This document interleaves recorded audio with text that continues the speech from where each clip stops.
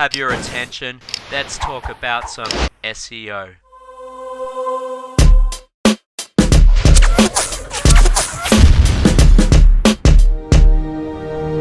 Hi guys, it's Andrew here. Look, today I'm going to discuss a little bit about link velocity. It's one of those topics that a lot of different people get different results on. Link velocity really comes down to the niche you're in. Before I go into detail about that, link velocity is the amount of links which is acceptable to send to a site before pushing off one of Google's filters.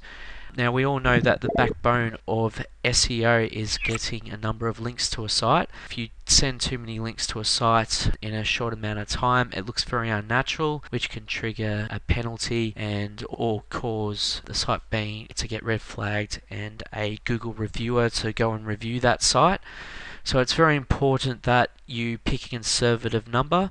If you use a software package which is aref.com, you can log into that and that will give you an idea of what other competitors' link velocity is, and that will give you some form of idea what is sort of acceptable in that niche.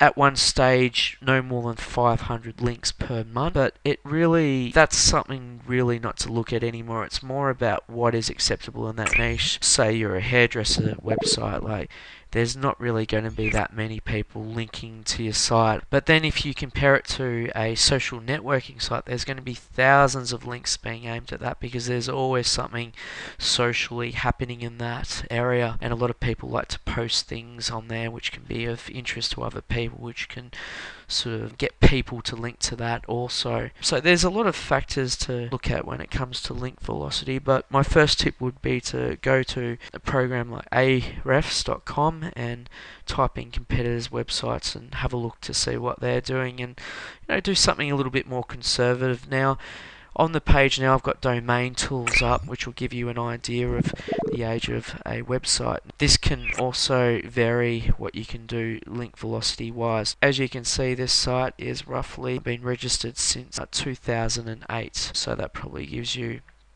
a bit of an idea of the trust that Google would give that site, as opposed to a site that was just bought yesterday, which has hundreds of links aimed at it on the first day. It looks very unnatural to Google. Anyway, I think that sort of covers most of the things to do with link velocity. Be very careful with your research and, pick something that's very conservative and do it at your own risk. Never do too much because it can be a very risky thing to do.